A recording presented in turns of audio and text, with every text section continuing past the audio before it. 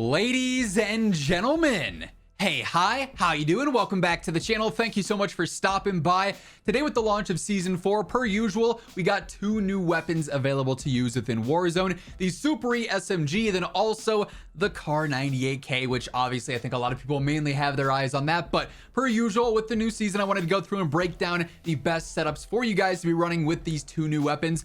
Honestly, right out of the gate, each of these weapons feels pretty strong and pretty competitive across the board, especially the KAR, but even the Superi SMG, which is what I want to start with first here, is pretty solid in its own regard, especially when you go through and you look at the advanced stats, right? So just outright in game, a 14-meter effective damage range is pretty solid for an SMG. A lot of them do cap out around that 10, 11, 12-meter range. So if you can end up extending this, that's honestly pretty solid. But on top of that, it also has a really good headshot damage, good upper body damage as well. So it ends up being a pretty consistent damage weapon just across the board. What it does lack a little bit of here is fire rate. It's not the fastest firing gun, so sometimes that can lead to a different weapon with maybe a faster fire rate outgunning you here and there. But across the board, this thing ends up being pretty consistent, and you can almost mix it in with some sniper support here and there because it does have that decent range and pretty good velocity, 630 here with the current build. But initially here, I am looking towards the Lux 30 heavy barrel as that first attachment.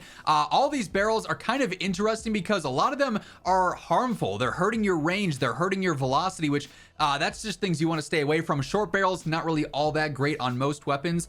More penalties for your range and velocity. This one is solid for range and velocity, obviously, but it's doing a lot for your mobility. That's going to slow you down a decent amount, which personally I'm not a huge fan of, but the heavy barrel could be a viable option for a more sniper support style build. So keep that in mind. But I think overall, the most well-rounded is going to be that Lux 30 with better horizontal and vertical control for minimal cons to your ADS and your sprint to fire. Now, the blueprint in the battle pass actually comes with the skeletal vertical grip, which is a really good underbarrel, helping out with general vertical control, then ADS and sprint to fire. So that's an option. The Kimura one is really good too. Vertical control, general gun kick, good strafe, good movement speed. But of course, you also have some more basic ones in here too. Up towards the front, things like DR6 hand stop or Edge BW4 are also going to be great choices as well. Personally, I prefer DR6 hand stop a little bit more over anything, but you got a lot of options for your underbarrel for sure.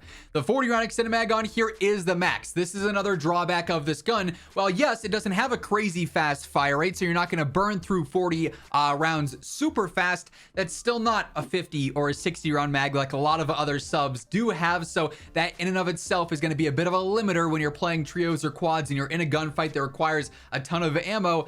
That's something that you're going to have to stop, reload. It's going to take you out of that fight. It's a bit of a bummer there, but that's the largest you got to work with, so obviously we are using that.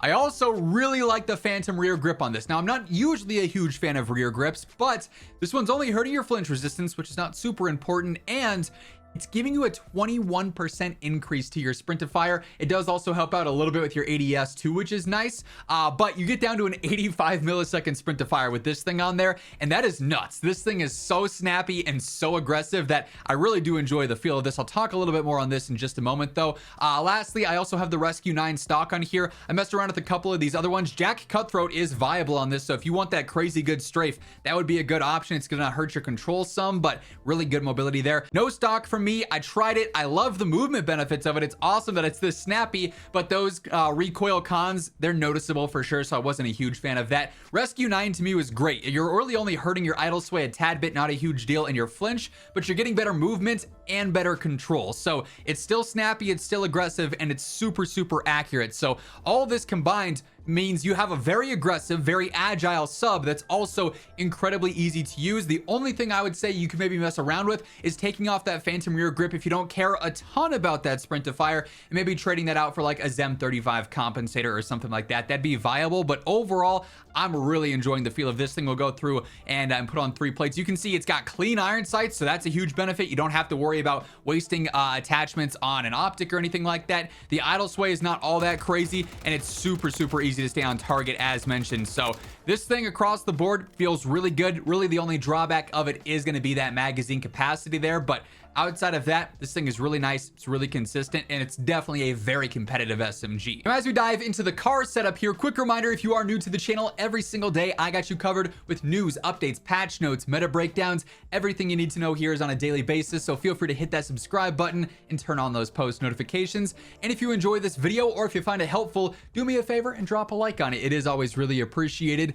But next up, we obviously have the car, and this is what most players are going to be looking at, I would say outright, just because it's that Warzone 1 nostalgia. And yes, initially this thing can one-shot in its first damage range. So by default, 63.5 meters, you just got to focus on that effective damage range stat.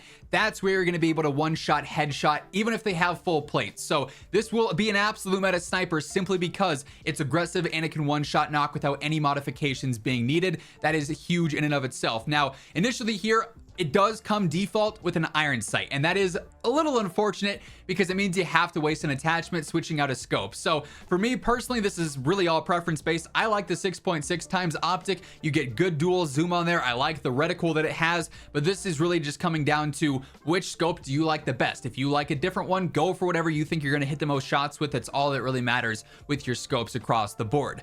Personally, I love throwing no stock on here. It's going to help out with the ADS, your general movement speed, everything there just makes it so much more aggressive. It hurts your recoil. That does not matter for a sniper, obviously, so gotta have that on there. You also want to focus on extending that range of velocity however you can, and while Spirit Fire would be all right, you're going to get 8% better, 5% better. You can also go for the Sonic Suppressor, which is 5% to the range, which is solid, but then also 13% to the velocity, so I'm absolutely throwing Sonic Suppressor on there. Hurts your sprint to fire a tad bit, your recoil a tad bit, not a huge deal for a sniper build whatsoever. I also am going to throw on the long barrel here.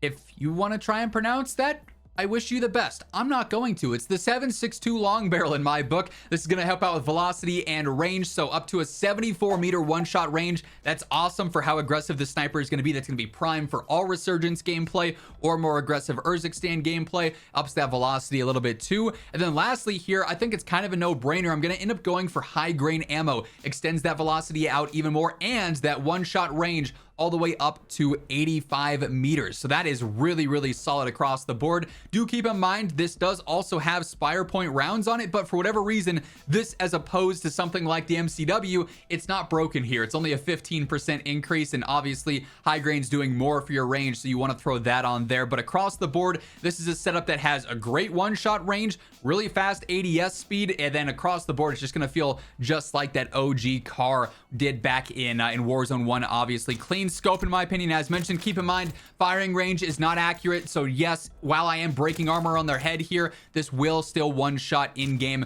if you are getting that headshot within that first damage range, so 85 meters on this particular build. So this thing is a ton of fun, very nostalgic, and if you enjoyed the car sniping back in Warzone 1, you're gonna enjoy this as well. And truly, I think you're gonna see this spammed across the board on Rebirth and just Resurgence in general for the next couple of days, because it's got the throwback factor, it's got the nostalgia factor, but also it is a true meta sniper at the same time. So that being said, those are the best setups for our two new weapons here in Season 4. That's gonna wrap things up. If you enjoyed the video, do me a favor, drop a like on it, and if you're new here, be sure to hit that subscribe button on your way out so you can guarantee you are always up to date with everything going on in COD. But once again, thank you so much for tuning in, and until next time, take it easy, have an awesome rest of your day, I'll catch you later. Peace out.